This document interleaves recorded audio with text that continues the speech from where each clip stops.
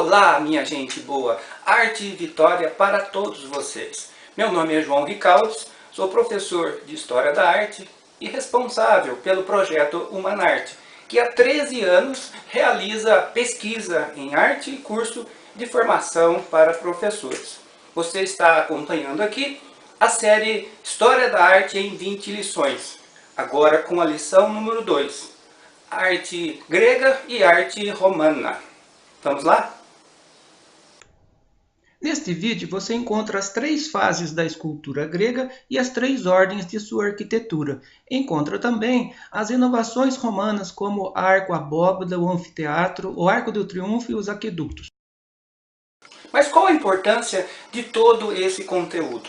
Ora, a cultura, a mentalidade da Grécia Antiga teve um impacto muito grande, não só sobre o Ocidente, mas toda a humanidade, por pelo menos 25 séculos. E eu queria destacar uma característica, adiantando o nosso assunto, que é a curiosa relação entre filosofia e escultura.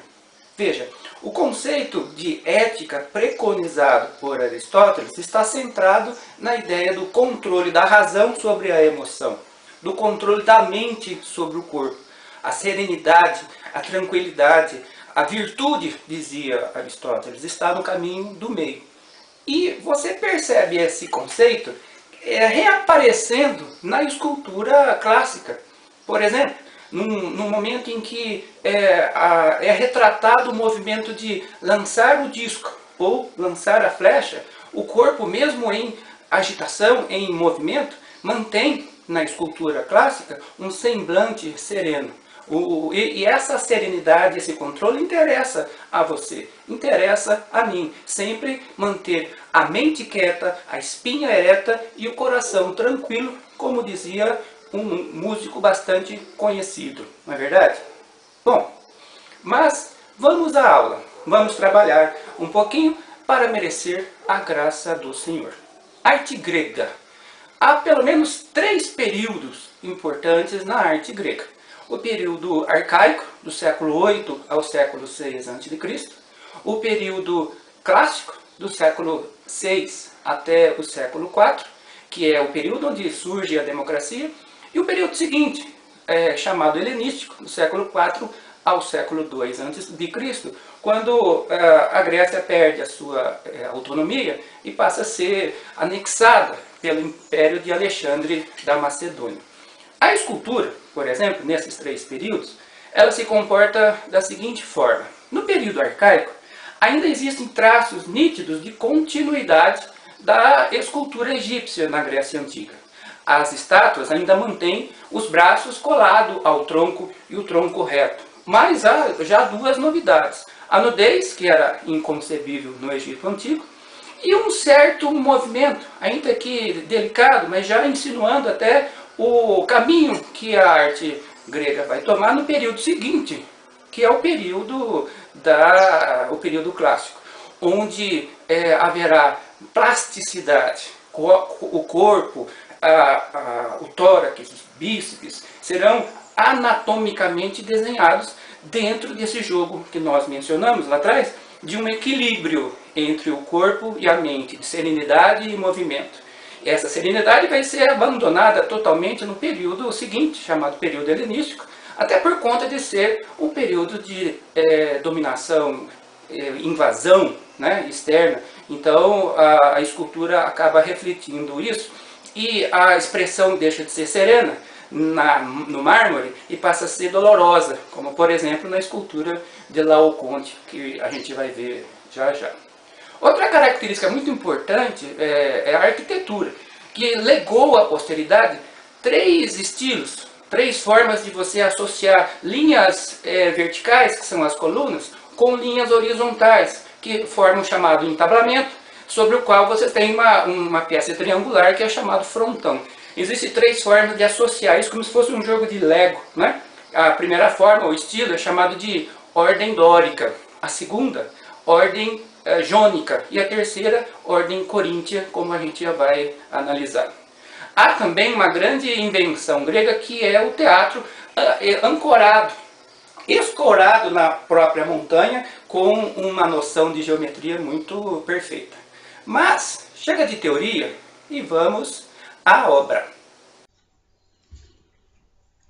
Aqui nós temos os guerreiros Cleóbis e Biton, do século VII, que representam a escultura grega do período arcaico, com seus traços ainda egípcios de imobilismo, mas com algumas inovações, como a nudez e um pequeno passo da perna esquerda de cada um, que já vai mostrando a direção que a escultura irá tomar no período clássico, como nós vemos aqui, no Apolo de Belvedere, do século IV. Se pudéssemos completar o movimento com a mão, com o braço esquerdo, ele segura o arco e com o braço direito segurava a flecha, com a perna esquerda faz um movimento muito leve e sutil e tem a sua concentração da visão no seu alvo. Também é do período clássico o famoso discóbolo, onde se percebe toda a perfeição de bíceps, de coxa, de panturrilha, de peitoral e uma movimentação que, apesar de intensa, não interfere na serenidade da face do atleta. Esse é o exemplo de controle da razão sobre a emoção, da mente sobre o corpo. Controle que já não vai haver mais no período seguinte, que é o período helenístico. Aqui você tem a escultura de Laoconte e seus filhos, envolvidos por duas serpentes enviadas pelo deus Netuno, para que o Laoconte troiano não avisasse os seus conterrâneos sobre a estratégia grega do cavalo de Troia. Dor e sofrimento no rosto. Gente, antes de entrar na arquitetura grega, eu queria fazer um pequeno desafio. Vocês sabem que a mentalidade grega era muito marcada por sensualidade. Se você já teve algum contato com a mitologia grega, você já reparou o grau de emoções e sensualidade, os deuses traem, e é uma coisa bastante intensa. Enfim, até os prédios têm sexo. O que eu queria que você observasse nas imagens que vão aparecer agora, tentasse descobrir qual é o prédio macho, qual é o prédio fêmea, e tem um terceiro, que é um meio termo. Vamos lá? Faça a sua aposta. Esse templo de Zeus seria o prédio macho?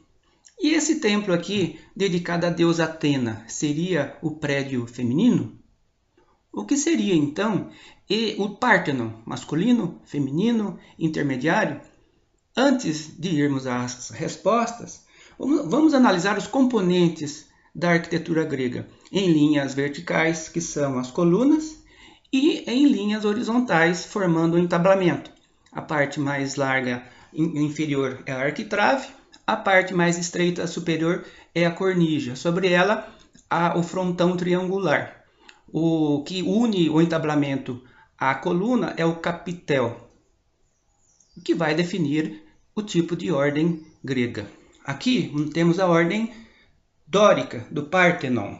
Você percebe que o diâmetro e em relação à altura constitui como efeito final um prédio vigoroso, forte. Este é o prédio masculino, dedicado às causas públicas.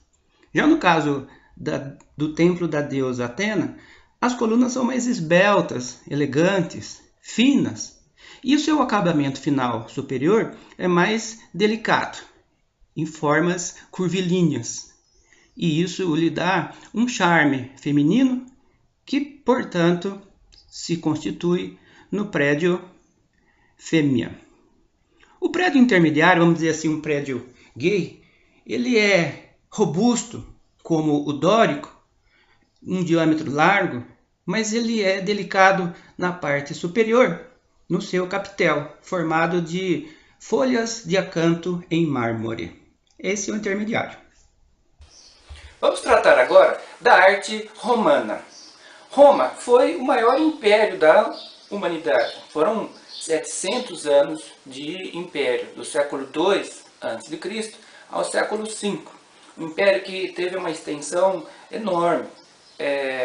do qual fez parte a área que hoje vai da Inglaterra, ali próximo à Escócia, descendo o mapa até o norte da África e de Portugal atual até a Mesopotâmia, Iraque atual.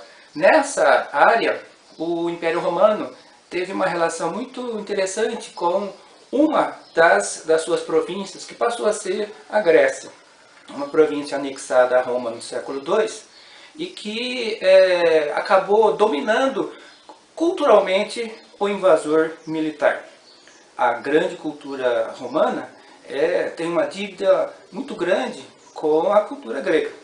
Houve inovações, é o que a gente vai observar aqui.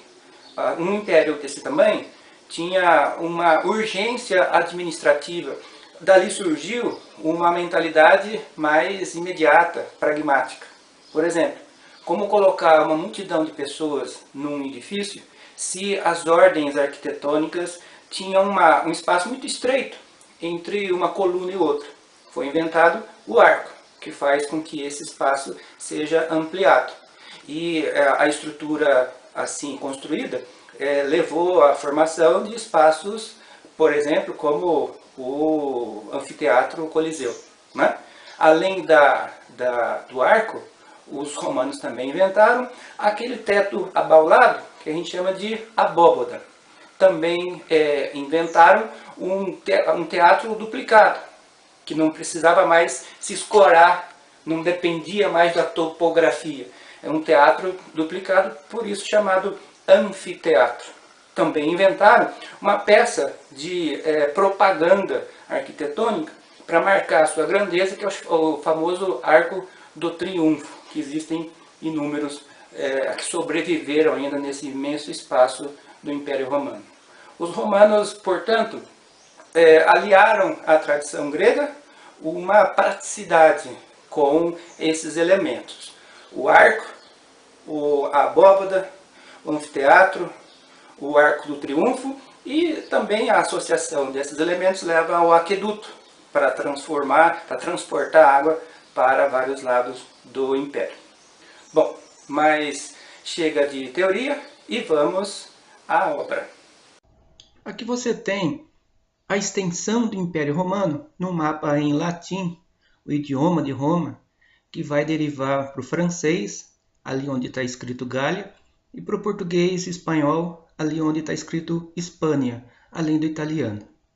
Nesse imenso império surge um modelo de dominação simbolizado pela águia dos soldados romanos, que foi copiado pela águia de Napoleão Bonaparte no século XVIII, XIX e por Hitler no século XX, na sua suástica. E hoje mora na Casa Branca, o último império. Daí o impacto do poder de Roma. Aqui você vê no Coliseu a aplicação da solução do arco entre as colunas. É muito curioso, inclusive, você observar, agora que você já sabe ler a arquitetura, que existe o capitel dórico no plano inferior, o jônico e depois o coríntio, resultando nesse imenso estádio, que existia também em outras partes do Império. Outra solução foi esse teto côncavo, que você vê à direita, a abóbada, numa estrutura circular, que é o Panteão de Roma, que tem um frontão grego. Uma modalidade de aplicação prática é o aqueduto, com os arcos do aqueduto. E também de aplicação militar, que é o Arco do Triunfo, que é uma combinação de 4 colunas com 3 arcos. O intermediário ligeiramente mais alto do que os laterais, mostrando o poderio de Roma em cada parte do império.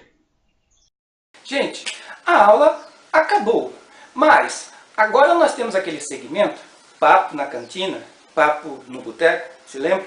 Onde a gente pode ficar um pouco mais à vontade e discutir aqui o que mais teria interessado a vocês. Lembrando que quem quiser ter acesso às imagens que foram aqui tratadas, a parte dos comentários, pode encontrar no blog do Projeto Monarch, que é blog.humanarte.net. Você também tem a opção de mandar seus comentários aqui para esse canal. Ou, inclusive, no Facebook, nós temos lá a conta Projeto Humanarte. Você vai achar facilmente. Enfim, tem também o livro-texto, só relembrando. O livro-texto que se chama História da Arte em 20 lições, que você adquire pelo site do Clube dos Autores. Se preferir a versão digital, você pode encontrar no site da Amazon brasileira, amazon.com.br. E aí, o que chamou a atenção de vocês? Aposto que foi aquela história dos prédios terem sexo, não é verdade? Mas veja bem, a sexualidade grega é tão exacerbada que a gente tem múltiplos outros exemplos, né? Vamos pegar aqui o caso do deus do vinho. O deus do vinho não é deus da bebida, né? O deus do vinho, Baco, ele é deus do desprendimento dos sentidos, e que a bebida alcoólica, segundo o Baco, provoca na alma, para encontro da alma com Deus. Então, na próxima vez que pegarem você tomando a sua cerveja, você pode dizer que está se preparando para ver a divindade. Não vai dar certo, mas era essa a história. E da palavra Baco, vem a palavra bacanal, que é sexo grupal, bacante, que são os praticantes do sexo grupal, e bacana, que também são esses praticantes. Portanto, se você for apresentar uma pessoa nova para os seus colegas e disser assim, ó, esse cara é bacana, você está dando a ficha completa do comportamento da criatura, não é verdade? Enfim, você tem também as peripécias de Zeus. Ele descia lá do Monte Olimpo, cansado do seu casamento com Juno, e investia sobre tudo, sobre todos. Já era até conhecido. As pessoas diziam, sai para lá, Zeus. Então ele se disfarçava. Ora, ele se disfarçou de touro para seduzir uma moça chamada Europa. Já se disfarçou de cisne para seduzir uma outra moça chamada Leda. Essa sedução levou a Leda a botar 2 ovos, sim, dos quais nasceu a Helena de Troia. Outra investida dele foi sobre um homem. É um deus bissexual, né? Ele seduziu Ganimedes, disfarçado de águia. Bom, o que eu fiz?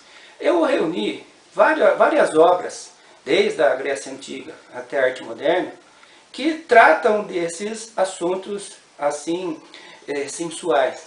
E não só presentes na mitologia, mas também nos textos bíblicos, né? A Bíblia tem, por exemplo, uma perversão chamada voyeurismo, que é o ato de roubar a intimidade alheia pelo olhar, né?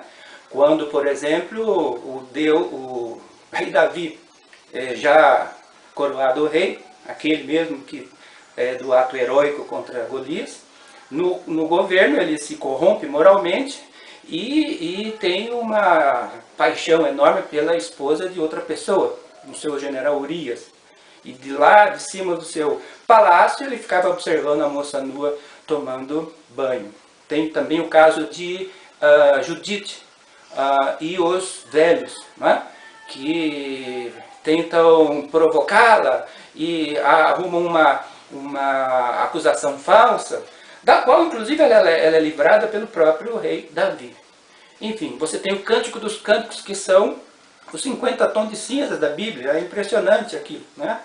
Enfim, os comentários todos estão reunidos no volume 3 das melhores histórias da arte, chamado Fantasia e Perversão. O capítulo 1, o de fantasia, não é propriamente fantasia sexual. Fantasia é a ideia que você faz, fantasiosa, de você mesmo ou do outro, né? Aquilo que Freud chama de ideal do eu, que é um gabarito pelo qual você procura corrigir o seu comportamento, né? Ali tem também a obra de René Magritte, que faz uma alusão à sua censura interna, né? Que é chamado supereu. E na parte da perversão, existe o voyeurismo, o sadismo, o masoquismo, que não são temas que eu inventei, são temas da própria história da arte, que eu comento primeiro com essa leitura de imagem, depois uma leitura cultural, até uma leitura psicológica. Então, quem quiser aquela opção de aprofundamento, você tem As Melhores Histórias da Arte, volume 3, Fantasia e Perversão. Correto? Enfim, muito obrigado pela atenção. Projeto Humanarte, valores humanos através da arte.